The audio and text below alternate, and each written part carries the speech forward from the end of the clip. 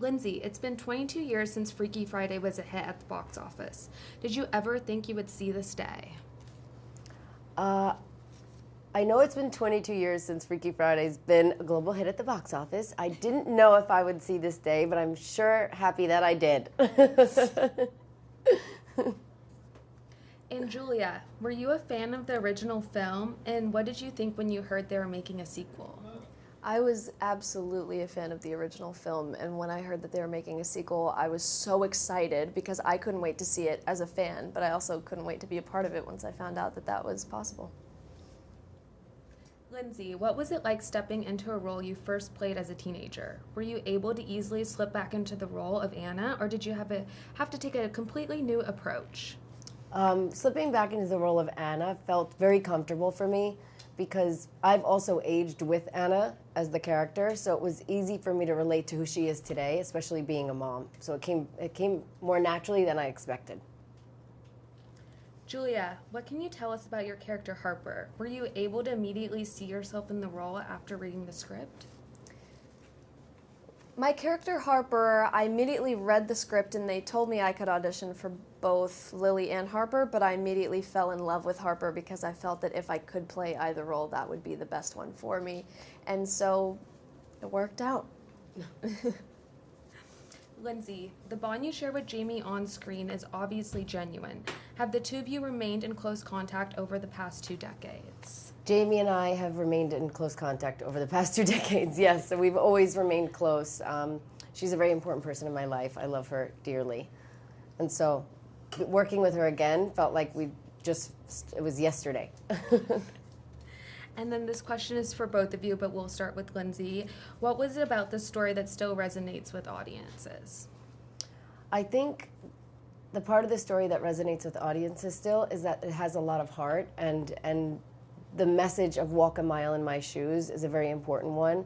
And it's a learning lesson in life that we all eventually come to find out and see what we understand the value of it.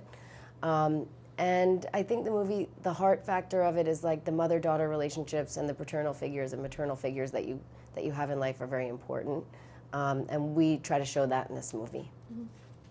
I think what made Freaky Friday so special was the nostalgia that people could get seeing it in the theater and seeing it now, having grown up with the characters and watching them and seeing where they are now.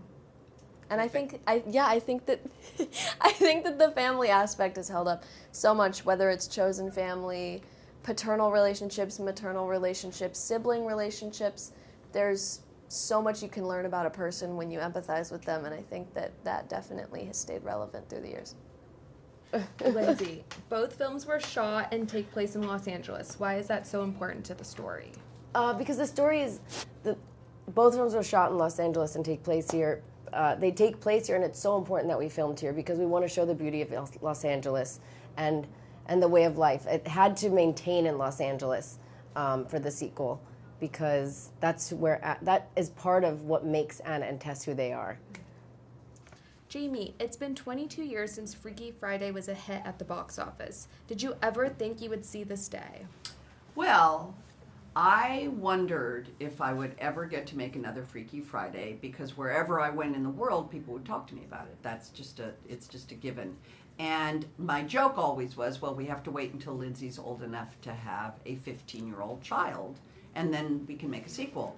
And then we figured out that she was old enough to have a 15-year-old child, and so here we are. So I wondered if we were going to be able to, but you never know, and whether Disney, whatever. So yes, I always wondered if we might be able to, and yet I was hopeful, but it required math, and I wasn't very good at math, so I was just hoping. And Sophia, you were a fan of the original. What did you think when you heard they were making a sequel?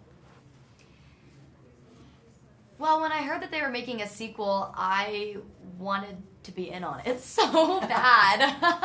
The only reason I had even heard about it was because one of my friends was auditioning for it. And I was like, oh my gosh, I need to audition for it. And thank God I reached out and did, because now Yes. I'm here. And it was the best time of my life. best summer ever.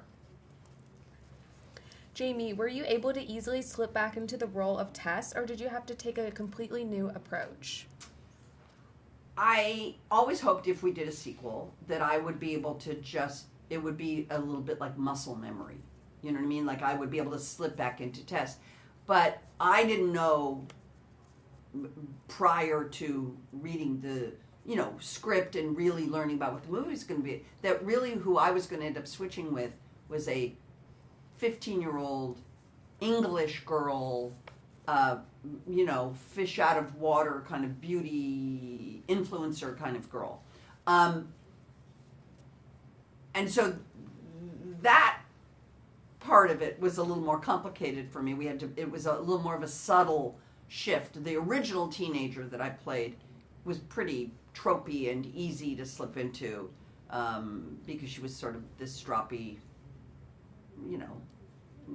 angsty teenager, and that was sort of easy. Maybe also because I had a 15-year-old at home at the time, and so maybe, I don't know. But this was a more subtle thing. But obviously I know who Tess is, and Tess is, a therapist, and, that part of it was easy. The pretending to be Lily was more subtle and certainly challenging. Sophia, what can you tell us about your character, Lily, and how hard it was to perfect your British accent? Ooh. Yeah, I mean, preparing for Lily was, I don't want to say difficult, but it definitely required work, not only because of the accent. Manny and I both worked with the same dialect coach whom he had worked with before, and she was lovely. But also, I think it was important for me to really humanize Lily, because when you read her on paper, she could easily just be this mean girl from London and kind of annoying and one note. But she actually has so much depth and a lot of vulnerability that she covers up with all of her interests and all these beauty things and fashion and really wanting to be smart and good enough. And I think that was honestly the most important thing for me, because I wanted her to have depth. I didn't want her to just be this mean girl who finds herself in this ridiculous situation, because, a body swap movie is fun and funny, but those moments are what's really important. That's why you got the part. That's why you got the part. Thank you. Because there were some women who came in who kind of did play it like that. And you didn't. Just telling you. That's why you got the part. Jamie, the bond you share with Lindsay on screen is obviously genuine. Have the two of you remained in close contact over the past 2 decades? Yes. I love Lindsay Lohan. I have stayed in contact with Lindsay since we made Freaky Friday in 2003. She was 15 years old. And the movie came out and she was 16. And we have stayed in verbal, phone, texting. She has a wicked Bitmoji, emoji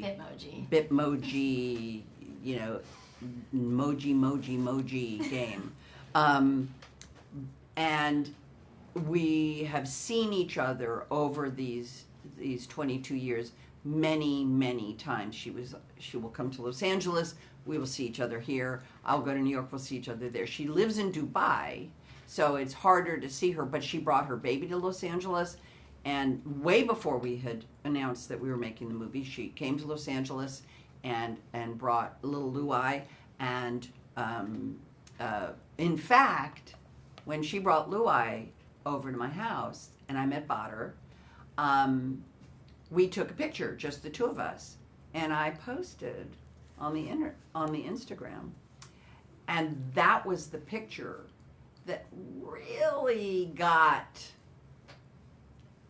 the energy started. That was really what got the energy started. Like, people loved seeing us. So we've known each other and seen each other for a long time. But more than anything, I think we both know that we care about each other, that we trust and are safe with each other, and that's something, obviously, that we have tried to establish because it's show-off business, right? It's a lot of business, and it's a really transactional business, and there are a lot of people that want things from you, and there's a lot of pushing and pulling, and a lot of looking around, and it's really important for me, personally, to make sure that we stay real with each other, and certainly it's going to happen with these young ones, and it certainly has happened with me and Lindsay. Okay. Katie with the Disney Global Generic Questions. Mm-hmm. Chad. Yes. It's been 22 years since Freaky Friday Okay. was a hit at the box office. Did you ever think you would see this day? I truly never thought that I would see the day that we would do a sequel to Freaky Friday. I never believed in my heart of hearts, not because the movie wasn't good. The movie was great, but I just felt like we had tied it up in a nice, tight little bow, and I didn't see the possibility of them making the same mistake twice. You know what I mean? I was like, I think they learned their lesson. I think they're good. But there's more than that lesson in life. The universe will test you multiple times. It's really an ultimate lesson here. But couldn't have more gratitude for the moment and the opportunity to come back and reunite with everybody. Just full of love, seriously. Okay. And Manny, were you a fan of the original film? And what did you think when you heard they were making a sequel? I was a fan of the original film. When I heard that I could even just have a meeting with the director, I was ecstatic. Not only because it's Freaky Friday, but it's also because of Nisha Ganatra, our director. I'm a huge fan of her work and her movies. So I was more than happy to hop on board and kind of give what I got, whether it be comedy, heart, or a little 2-bit dance move. I was more than happy to 2-bit. Than to Just burned contribute. up the dance floor. There's nothing left. Yeah, but yeah, definitely excited to join the family. Great. And then Chad, what was it like stepping back into a role you did when you were 21? I mean, it was a very heady experience, believe it or not. And when I say that, it's just because I was trying to analyze everything about somebody who I hadn't thought about in 22 years, right? I mean, it'd been 23 since we had shot, so here we go. What has he been doing? Where is he? I got to reevaluate where he would have gone, what he would have done, and we had to try to build out what was there, because this is such a complex film. There's so many moving pieces with 4 people changing bodies and all the different things that go, so you can't muddle it too much with Jake because it will throw off different things. So we had to find a way to really figure out who he was, where he's been, what he's been doing, and what his wants and needs are in this life, and I think we figured that out. Great. And then Manny, tell us a little bit about your character, Eric. Were you able to easily relate to him at all as a father and a chef? Yeah, my character, Eric Davies, is coming from the UK. He's a single father, bringing his daughter into the mix, into America. They're trying to find a new life in this new place. And it so happens that Eric also finds love in Lindsay's character, Anna. So it's navigating a new life experience, a new love, and a possible new family. And it's just all these family dynamics trying to make it work. Do I relate to the character? I mean, it's the first time I'm playing a father. Very intimidating. I needed some advice for sure. But it definitely gave me a glimpse as to what that could feel like, and I'd say I'm looking forward to it. Yeah, if that ever comes along.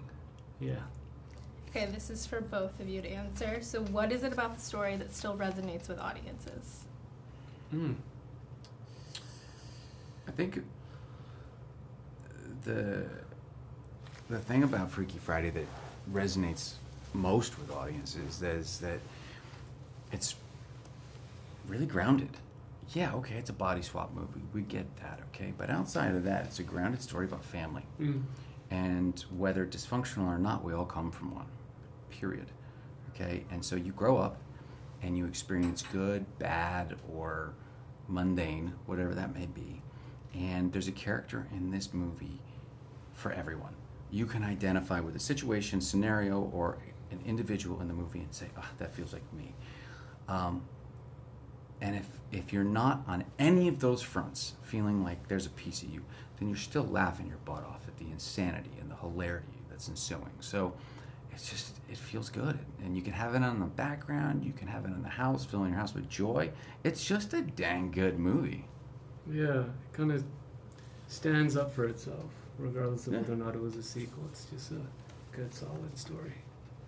Okay, great. Last question is, both films are shot in Los Angeles. Why is that so important to the story? Oh, it's like the other character in the movie. Mm-hmm. Yeah, I don't think you can really have that same feeling without it being in LA. Yeah. I would say that I took for granted when I first moved here. I was in Gilmore Girls, did Freaky Friday, I did Cinderella Story. They were all here. They were all here in Los Angeles. And I remember it was distinctly shooting at Pali High, shooting Freaky Friday, and walking around and shooting on that campus. And its framework, the way that it becomes a character in this movie, like it's a part of the movie. Environmentally, like everything about it brings energy, the light, the sun is different here than it is anywhere else. Yeah. It's, you know what I mean? And it's a character in this movie. So it couldn't have been done anywhere else and been the same film. And now it kind of lays here as a tribute to a beautiful city and a beautiful part of the city that's now gone.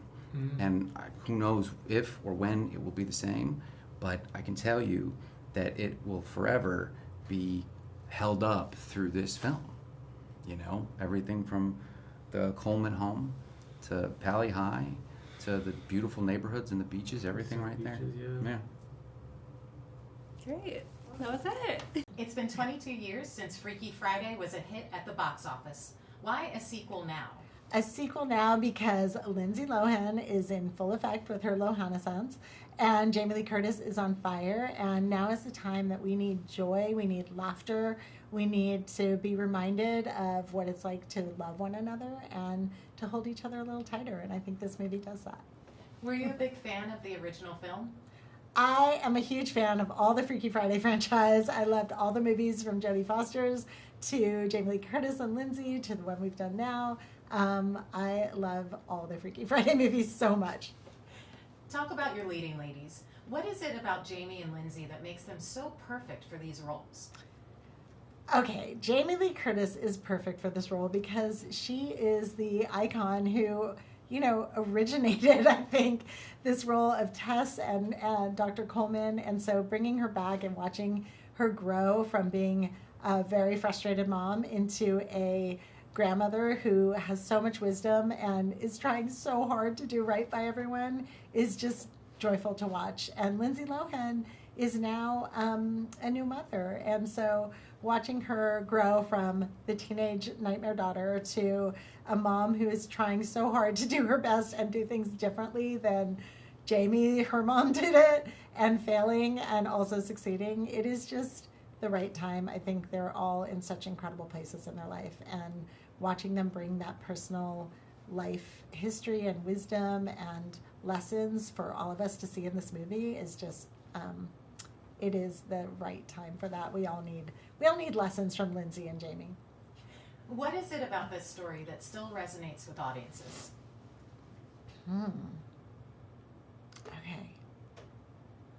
Okay, what is it that resonates with audiences of Freaky Friday? I think what resonates is this fantasy / nightmare of switching places with your mom and having her be able to see what your life is like and being able to see what hers is like. I think that is just a really shortcut to this empathy machine that is movies. And it is like really resonant to think about that, to really just walk in someone else's shoes and really figure out like all the things you think you know about someone, what's going on with them. So many other things are going on. And I think this is like, incredible wish fulfillment too for moms and daughters to be like, oh, she gets to see how my life is and how much I love her and care about her. Because I think so many times we utterly fail at expressing our love for our parents and our kids and our friends, and we feel it, but we just can't find the right words, especially with teenagers. So challenging, I think, on both sides. I mean, I remember being a nightmare teen daughter, and it's just that fantasy of a time machine and the swap where you can go back and you can feel, and this idea that you can feel the love for each other is really resonant. The first film was shot in Los Angeles. How important was it that this film be shot here as well? It's so important to me to shoot in Los Angeles. It is an amazing city. It is where Hollywood was born. It is where all of the best crews and all the incredible actors live. Like, the artists that come together to make a film here, it's like nothing else in the world. I think it's just such an incredible place to shoot and film. I mean, other than it just being beautiful as every location, the diversity here of people, of looks, of talent, it just can't be beat. So it was so important to shoot here.